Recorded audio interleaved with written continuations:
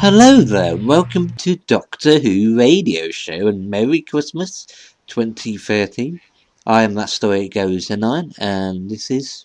Jimmy Porto from upstate New York. And this is the big one, well actually technically speaking the second big one of this year. So we had Night of the Doctor, the Return of the Eighth Doctor, which nobody saw coming.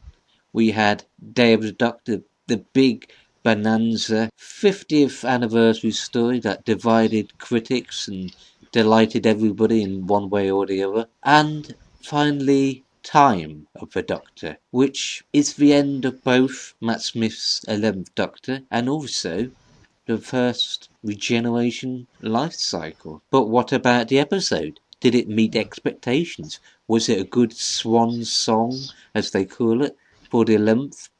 And was it a good solving of the riddles from the last 3 years? What did you think about... let's start with the beginning, shall we? What did you think of the first few minutes of Time of the Doctor? Well, I enjoyed the episode. I've been online, and apparently a lot of people don't like it, but I liked it. I thought it was very clever writing. There was a lot of interesting things in there, like apparently Clara has no memory at all of the Doctor saving Gallifrey, whereas Matt Smith's Doctor has clouded memories, so clouded that he wasn't even sure if he did or not, but if he did do it, he said the Gallifrey would be in a different universe. So that was interesting.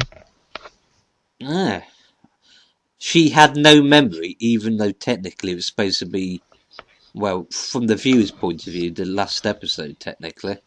And now, with the 50th anniversary, I thought that Tennant's Doctor would have no memory, and Hurt's Doctor would have no memory, but Smith's Doctor and Clara would have memory. But apparently not. Well, I thought later on she had memory of the Time Lords. She seemed to be acting in that way. Well, she had been through his timeline, so she knows about his regenerations through his timeline. She knows about the Time Lords through his timeline, because she was in his timeline. I see. The actual events of Day of the Doctor has been sort of wiped. Right. Which is supposed to happen with all these multi-Doctor stories.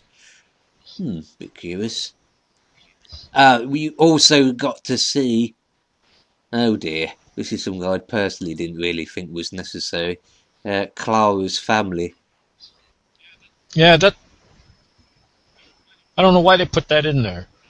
And I don't know who that... Were they like grandmother, aunt, and uncle? Because aren't both her parents dead? Yeah, that's a good point. I know her mother's dead. I assumed her father had died. Maybe the bearded guy was her father. We know they're her family, but we don't know how they're related to her. Except the older woman's probably a grandmother. And she's living in a council. Well, they're living in a council sort of flat or something. Yep. I think Rose Tyler had it bad. That looked horrible. I thought... When I saw that, I thought, oh, living in the same type of place as Rose Tyler was. Holy smokes. I really wish they'd get rid of that thing. I was thinking to myself, who gives a shit about Clara's bloody family background? Yeah, I don't want to see that. And it's been so long from the viewer's point of view about the whole Leaf thing. I think the only reason they did it was so that they could have a Christmas somehow. Besides naming the town Christmas, they can actually have something Christmassy, and they had a Christmas dinner. Really? You mean this was at Christmas? You sure about that, Monk? A Christmas episode. How did that happen? Next you'll be telling me I'm on recording this with you on the 50th of...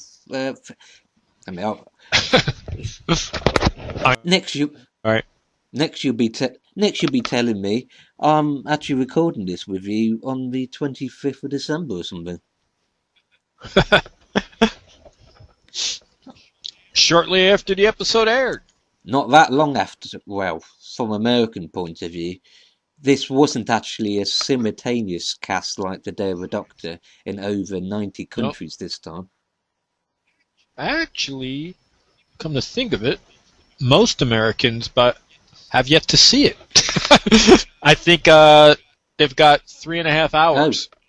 And I think on BBC America is going to air at 9 p.m. Eastern Standard Time. And I saw it because I went to tvpc.com and just watched it live as it aired in England. Yes, well, there's always one jammy git, isn't there? Yep. Someone who doesn't want to pay. Keep it quiet, don't let the BBC know. The BBC, no, yeah, they'll shut it down. I bet there's a room in wherever the new BBC house is, with alert, someone not paying British licence fee. We want the licence fee. So you have the introduction of Clara's family, which was a bit pointless and also rather brief.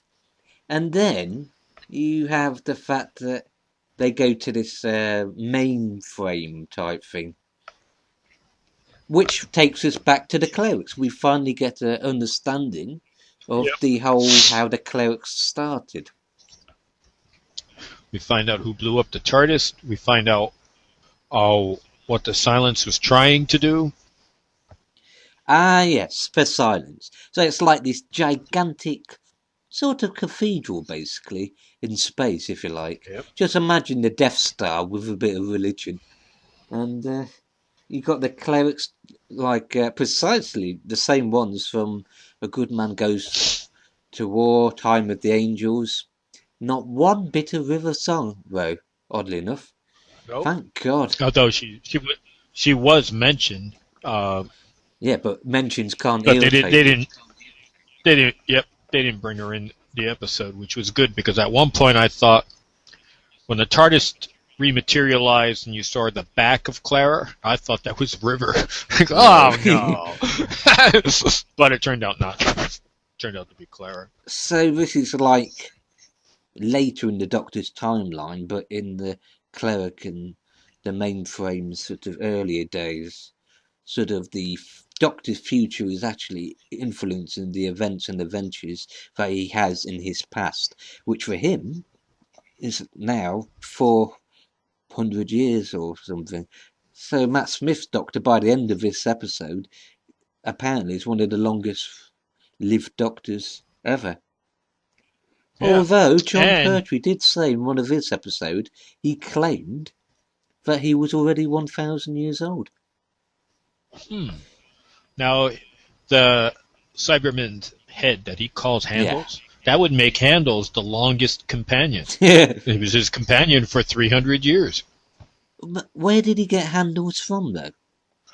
He mentioned it in briefing. It was founded at some sort of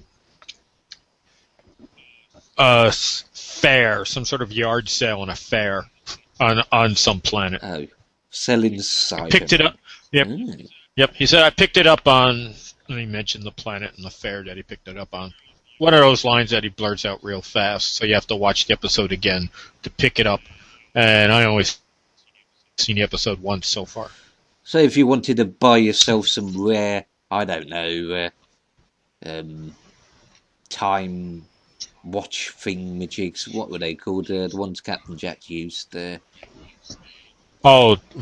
What, vortex manipulators? Yeah. If you wanted to buy one of those, or some Dalekanium, or something that sort of shields you from one of the Doctor's enemies, then you can buy that. What is that noise in the background? I don't hear it. Oh, that's you. So, carrying on, it all starts off perfectly fine, and she's an old friend of the Doctor, but then I'm not entirely sure why he went down to this planet. What was the whole point of that planet? What made him want to go there? Well, the signal was coming from there. Everyone was attracted to the signal, but no one knew what it was. Even he couldn't translate it. And then that celestial church appeared, and so he wanted to go down to the planet to find out what the who was sending the signal, what it meant, and that church had put a shield around the planet, which why no one was able to go down there, and no one wanted to go first because it would have started a war. See, so this was again very much like what the Time Lords did to the Master with the drums, or actually precisely like the Pandora opens, isn't it? All like moths to a flame, bees to honey. Well, technically, certain cartoon bears drawn to the honey, and it's all like it's another part of the whole, the question that should never be answered mystery, and all the old enemies and spaceships, just like in Pandora opens, all going down to the same planet. It's a repeat of the same sort of theme, really. Yep. So he goes down to the planet after being basically warned not to get involved by that hot babe with the sort of Adam Ant type makeup. Yeah. I've expected her to start singing Prince Charming or something. And he goes down to the planet, and what does he discover but the planet Christmas? Yep, and everyone has to tell the truth. There's some sort of truth field on there. It was clever writing on how they worked Matt's shaved head into the script. Well, and Moffat did it. It says written by Stephen Moffat, so he was the only one who wrote it. Very clever. I didn't even think they were going to address it. But nope, tell everyone he's wearing a wig. Oh dear. And the reason why he was wearing a wig was to conceal the second key. Oh. He shaved his head so he could conceal the second key in the wig. Yeah. That was the one thing that I was a little bit concerned about, really, because they had all these comical bits, like the sort of force shield projection thing of clothes that nobody else saw in Clara's pointless family. And, you had that thing. Also, the couple that I thought were very celestial toy makers, strangely enough, sort of dressing Lederhosen. One was Raquel from Only Fools and Horses, and the other was the barman Eddie from Hustle in the British TV circles. See, an American wouldn't know that, and I don't know about people in other countries. Why England. Did they have a truth barrier thing then? What's the point of that? Well, if everyone is forced to tell the truth, no one can get away with anything. I know, but I don't know what they were trying to get away with. And then you find out that the planet is Tresilor. Tresilor. The fabled Tresilor. That's seen it. In Name of the Doctor, which I missed out earlier. Name, night, day, and time of the Doctor. So you have the Doctor's worst nightmare come true, and he knows this has a huge significance in the fact that this is where his last resting place is. The only snag is, though, you don't see anything to do with that big, gigantic TARDIS of his. That was supposed to be like one gigantic tombstone. Because the TARDIS's dimensions were breaking down, and it could no longer hold its form, so it was like a gigantic, you-know-what, TARDIS. And then, basically, he finds himself in a conundrum where, in order to bring back the Time Lords once and for all, he has to basically, in essence, give all these races a reason to restart the Time War.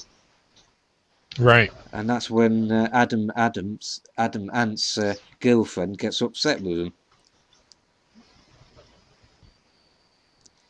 So he decides to just stay on the planet and never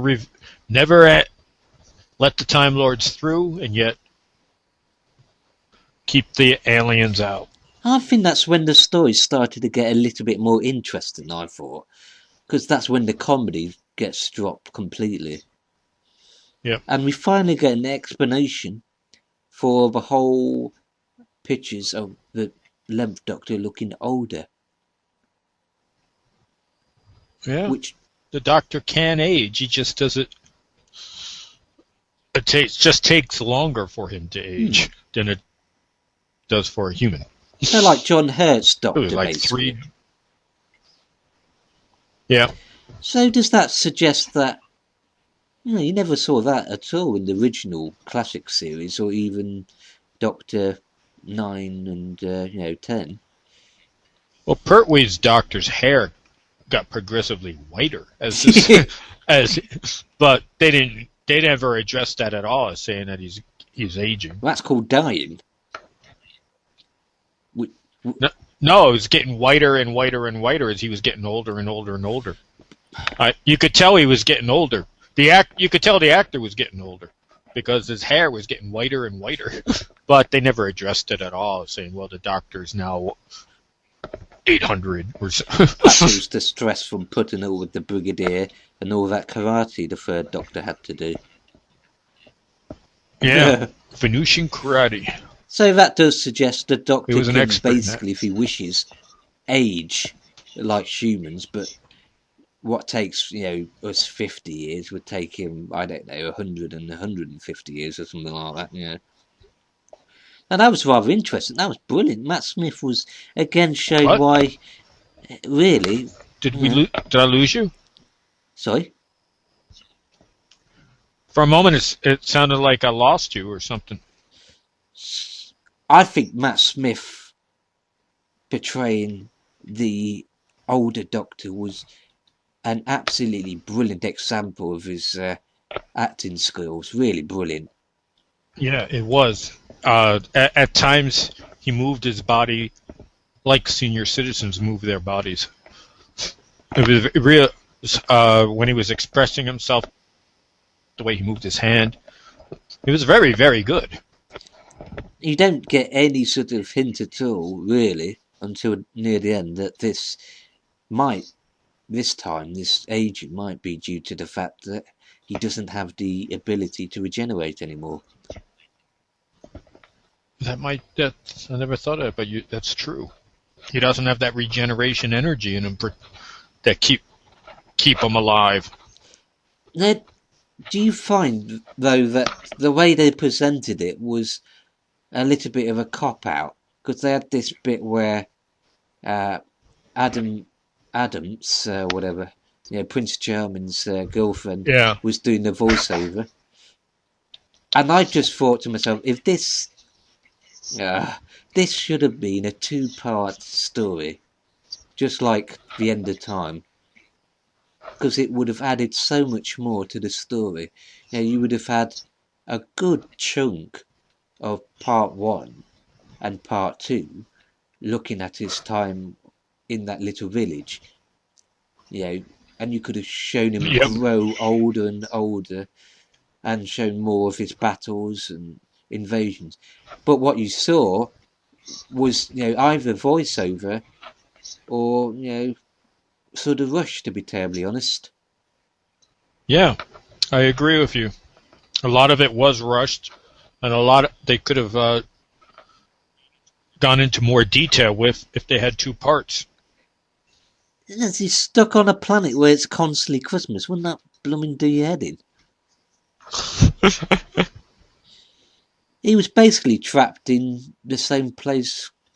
It's a Wonderful Life. Yeah. Like Back to Reality, I think, the original book version of that. Red Dwarf does a parody of that, where he's living literally in Frank Capra's It's a Wonderful Life, and I think that's what it reminds me of. Because you don't actually get any real feeling of how he'd aged and how he'd become an integral part of the community itself. You got the sense that he had a long history with them, but it just jumped right up to that. Oh, now it's 300 years later. Yeah. So he was basically an immortal, living amongst mere mortals. There was no sense of, generation upon generation dying out, and his legend becoming more greater. And then you have the puppet shows, and all those kid drawing things. Then there was that boy he was attached to. Yeah. With it. Did that boy ever die and then just out of old age or whatever? Because I don't think the people on the planet could live as long as the Doctor. And there was no sense of that. And that's where it sort of... If Matt Smith had been allowed to do that, I think he would have absolutely stolen the show big time. 100%. Yeah. But the sets were very good. I loved the way that he was constantly defending the place against Centaurian warriors. And we had an explanation for that wooden Cybermen, which makes sense in hindsight.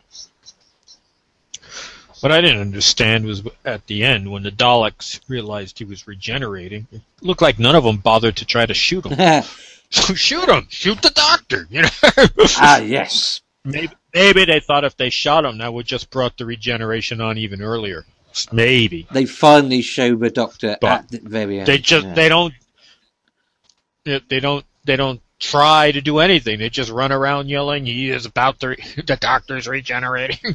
How would they... But they don't try to do anything to stop it. How would they know that, though? How would the Daleks necessarily know that? Yeah, how did they know he was...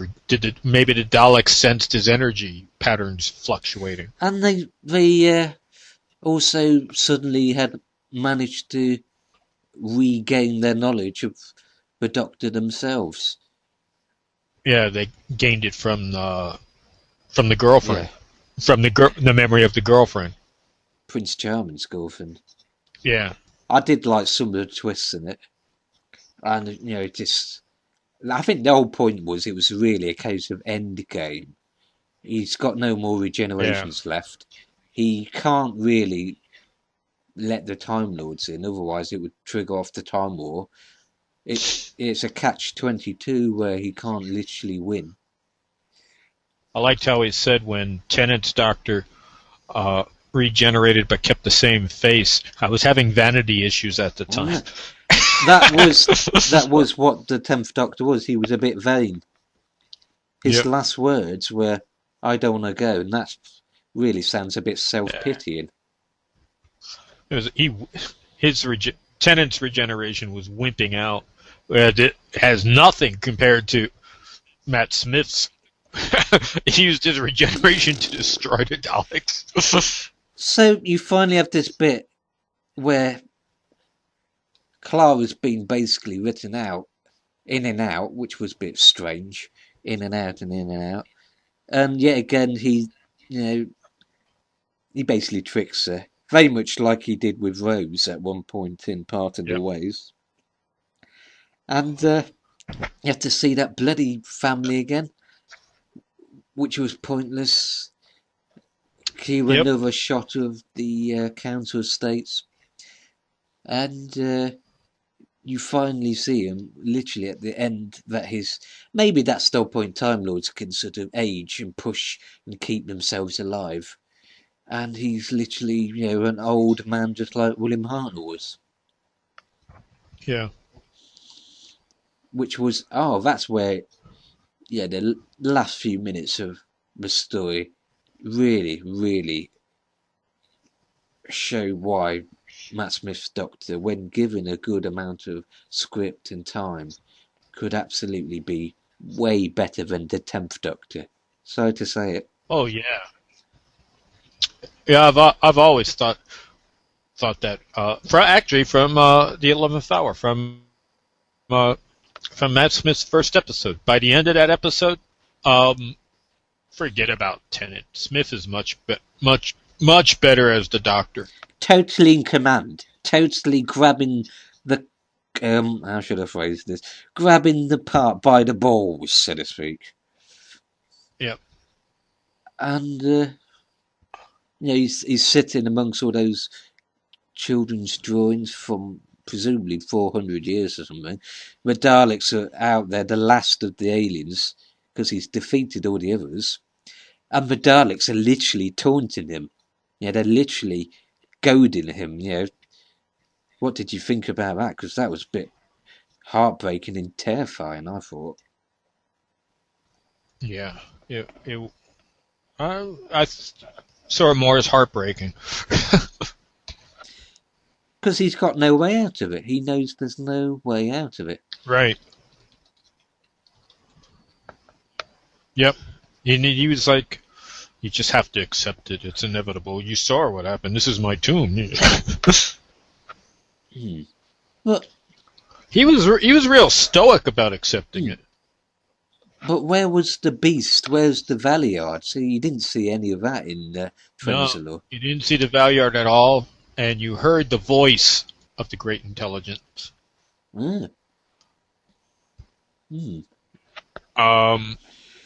Just that once, Doctor Who, Doctor Who. And I think it was more of a flashback than anything else. That was basically the thing drawing them all. That was the sort of mystery of it all. That was the ointment to ensnare the moths, so to speak. And so he goes off upstairs to basically face his Dalek firing squad. This gigantic spaceship. Another one of these spaceship special effects that were absolutely mind-blowing, I thought. Yeah. And he goes up the stairs saying, by the time he makes that really funny joke, which is rather tragic considering what's about to supposedly happen. Knowing them, they'll take so long, I'll probably die from boredom before they kill me. And then you see Clara sort of break into tears. And it goes up to the bell tower, for whom the bell tolls, just as it's about to strike 12. And, the Daleks basically think that they've finally won. They've finally got the Doctor where they want him to be. Literally no more regenerations, no trick up his, sleeve, no sonic screwdriver, no TARDIS. And, all they have to do is shoot at him, and that's it. Extra crispy Doctor, basically. And that's when the sort of Christmas miracle begins. And how does... You tell them, Monk. Yep. There was one thing that Matt Smith did as when he was now old. He touched his nose just like Tom Baker did in the 50th anniversary special. I don't know if I've only seen the episode once, so I don't know if you picked it up when you watched it. But he was talking and he said, it was around the time where he said, I don't have a plan, but they like it when I say they do. I think it was right before that line when he was talking to the boy, and he touched his nose just like Tom Baker did when Tom Baker said, "Who knows?" and touched the side of his nose in the 50th. Ah, who knows? I see. Yep. We had an explanation for the crack that was caused by the events of Day of the Doctor. Right. There was a Time Lords trying to get through, basically. Yeah, cause and effect. Just like in the End of Time. Of course, the End of Time. This is Time with the Doctor, which is the beginning of that whole plot line that went all the way back, And Clara's basically begging the Time Lords to, show some mercy, to help him. And this is where, yet again, just like Day of the Doctor, you have a modern version of the Three Doctors, like Day of the Doctor was. At the end of the Three Doctors, the Time Lords rewarded the Doctor, not with regenerations, but with the secret of the TARDIS. And they do the same this time with a new regeneration cycle. Which was out of the blue, really. Didn't expect it. Which means Capaldi is now Doctor number 1. Not Doctor 13. He's the beginning of a new regeneration cycle. So he's Doctor 1. I did find it funny how they sort of sent it. The crack in the wall disappears. When the 11th Doctor discovered that crack in the wall, that was a brilliant, sort of clip montage. Because that, where you see clips from all the original 11th Doctor season, if you remember Monk. Yeah. And, blimey. That was a good reward to the fans. And then that crack in the wall disappears, and you see a gigantic one in the sky, just like the original posters, around the time that Matt Smith Doctor was being introduced. Huh. And he swallows the energy. The same energy that, Matt Smith's Doctor and David Tennant's Doctor sort of puffed out, if you pardon the expression, at the start of their Now, time as the Doctor. And that, now I think, as Matt Smith goes, I think this may have been the best Matt Smith episode. Even better than the 50th. I think this was the best Matt Smith episode. His last episode was his best. I think it's definitely the start of several minutes that really just blew the viewer away. From the excitement and happiness that the Doctor had found a way out of it. We didn't see a regeneration at first. What we saw was a Time Lord regeneration reset, which apparently lets off lots of regeneration energy, just like the one that destroyed the 10th Doctor, 9th Doctor's TARDIS. They make you think he's regenerating. The Daleks are running around saying the Doctor's regenerating. He gives out the same beams of light that we've seen before, and then you see him back to normal and goes, "No, I'm just reset. I'm still regenerating." Of light, though, presumably, aren't just simply resetting and reordering his body cells, but purifying his body and then filling it up with whatever energy gives the Time Lord a life cycle. And that was a bit of a surprise. Did you see that coming when he suddenly appeared youthful and? Nope. I thought next time we'd see him, he'd be Capaldi. That's why I said we thought it was a regeneration. The Daleks are running around saying regenerations, and a reset, but I'm still in the process of regeneration. Whoa! I did love that because he perked up automatically. That old fire and brimstone of the Doctor, where he says, "Hey boys," he's giving those Daleks a whack. He's shooting them and blowing them out of the sky. As always, just when you think the Doctor's out of tricks, either himself or somebody else, oh wow, such a brilliant moment. Ah, wow. And I guess the regeneration actually builds up because before he starts giving out those beams, you can tell his body is actually getting younger, younger than 300, because he's able to move around more easily. He's able to move his body more easily and swing the cane around several times. And then the explosion comes out, and he uses that to destroy the Dalek fleet. Regeneration resetting him back to the way he was before he started aging normally. And of course he's in the TARDIS, and it's merely a few minutes and that's it. But I'll tell you this, nothing. Anybody watches the speech which Matt Smith gives, it is absolutely brilliantly worded and acted. Yep.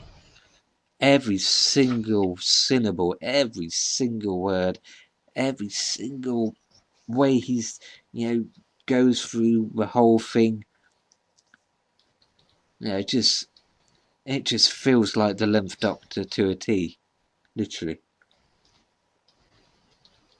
I think it reflects, precisely what he would say, And I've a feeling Matt Smith might have presumably had a hand in that last speech.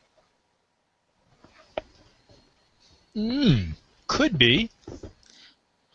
I mean, just because, I mean, actors do. Baker did that all the time. Tom Baker did that all the time. Actors do contribute to the script, whether they're credited or not.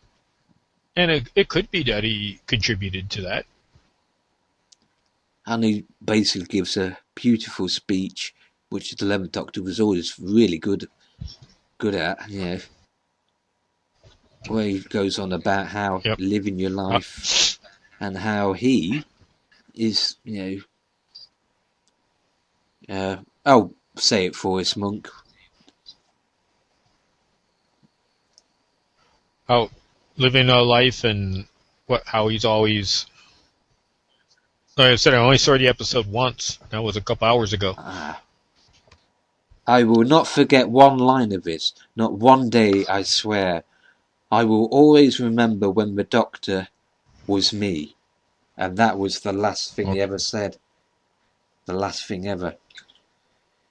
And then what can only be described as something that really had to happen in this episode.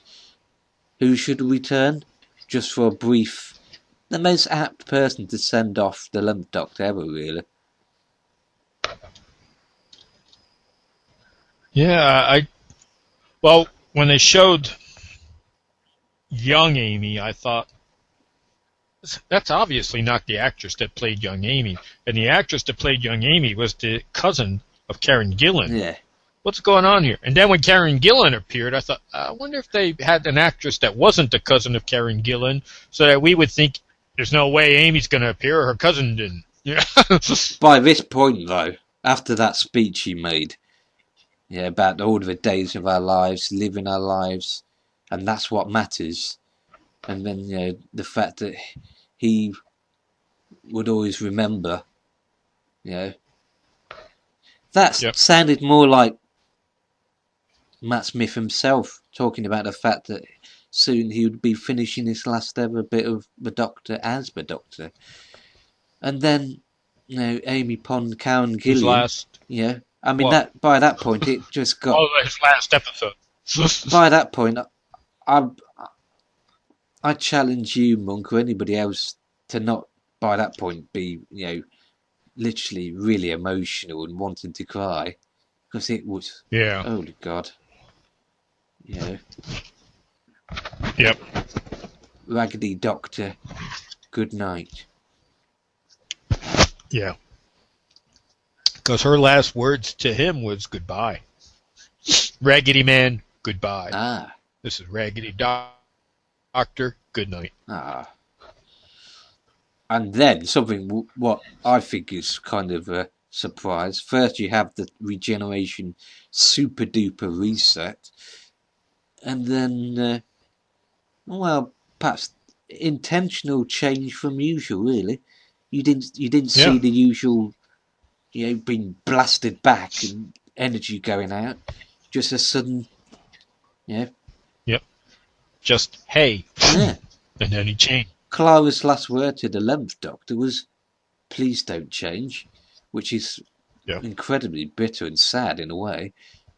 And then there he was, Peter Capaldi. What do you think about his very brief holy smokes moment? That I liked his first words. They were, I've got new kidneys. I don't like the color. And then he doesn't remember how to fly the TARDIS. Of course, in the next 8 months that we have to wait, the next time we see him, maybe his memory is back, but we have a long wait. But he looked like a doctor who was unsure of himself, because he knew where he was, but he didn't know how to fly the TARDIS. He's number 1 now. He has a whole new set of regenerations. He's not Doctor 13, he's Doctor 1. Yeah, that's true. So this is quite a revelation. What I did like was, for months there have been people posting that, and they're going to explain why he looks like the guy from Fires of Pompeii. I like that they did not, because there's no reason to have to explain anything. It's a different character. They never explain why Colin Baker's doctor looks like the security guard in Gallifrey. There's no reason to explain anything. Yeah. They might make a nod to it, but they're not. It's not necessarily really. And anyone who needs it explained, doesn't know anything about science fiction, should watch something else. And like I said, the Three Doctors had a similar sort of thing. You know, the Doctor saves them, and then in Day of the Daleks, then in Day of the Doctor, he saves the Time Lords yet again. And in both instances, he gets a reward, you know, secret of time travel and a new life cycle. But unlike the Master, he actually deserves it, you know. Fine. And that's the whole point of Day of the Doctor and Time with the Doctor. For once, somebody's saving him, you know. He's, you know, it's like a birthday present if you think about it to him. Because it's not just 50 years of Doctor Who, but the end of the first chapter, if you like, you know. Just like The Hobbit is really literally the first part of Lord of the Rings, if you want to think about it that way. Yeah. And one more thing, he did the stare again. Staring at Clara, blimey hell. Huh. Well, his stare at Clara, though, this time wasn't a fierce, angry thing. It was more of a confused stare. Yeah. I thought they was going to strangle her or something. Really? Yeah. I'll have to look at it again. I didn't see that. Whoa. So, a big. Now, by the end of the episode, do you think we had really had as many things, you know, solutions, revelations, and explanations of what's happened in the last 4 years? Do you think that was really fulfilled? Well, we found out why the TARDIS exploded. We found out who the Silence was. We found out who's on the other side of the crack. What else? What we didn't find out is why the ducks had all disappeared in the duck pond. No. We had the crack in time. Oh. So the whole implication, really, David Doctor saving Gallifrey, changing his own timeline, or maybe actually that was the timeline, you know, he always had made himself think they destroyed Gallifrey completely, but he wouldn't know because he's forgotten it anyway. But yeah. The implication is that Day of the Doctor events have caused this whole thing and destroyed entire planets. Yes. So, well, that's lovely, isn't it? Thanks to the 50th anniversary, you know, those fish people from Vampires in Venice have been desperate for water and stuff. But there was no explanation of Prisoner Zero. I'd love to know who that was. But that could be explained in the next series. That's true. Now, people thought in the poster for the Christmas special they saw Paul McGann in the flames of the fire, but he wasn't even in this at all, so they must have been seeing things. I think the silence, and also that you know, the pilot is needed TARDIS console room, which you saw, that wasn't explained at all. And the silence didn't do bugger all, to be terribly honest. And that's the big problem with this episode. You had the fact that he was living for ages and ages, and like I said, they should have made this they really should have made this a two-part story, because they could have expanded on that, and it would have been more fitting. It would have made the whole last few minutes even more, you know, viewer punching, if you like, you know, impact wise. And you didn't really see much of the silence and the Weeping Angels as much as we thought. So, and with a two-part thing, you could have seen way more of it, you know. Mm-hmm. But definitely, I think personally, I'll be honest, I was a little bit let down by some of it. But the last few minutes were so. In conclusion, how do you think this episode could have been better? Well, there was a part in the episode, somewhere in the middle, where I started to think, this is starting to drag a bit. And then the action started to pick up.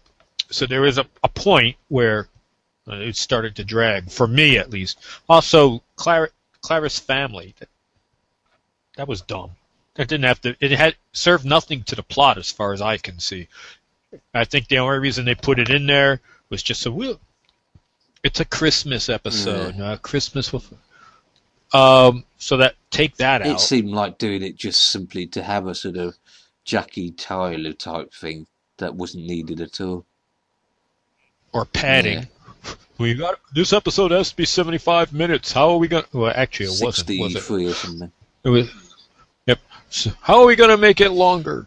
We'll just throw this in. They got rid of all that crap, and they would have freed up a few more minutes for the whole... Over the years, the Doctor, fought many blah blah blah bits.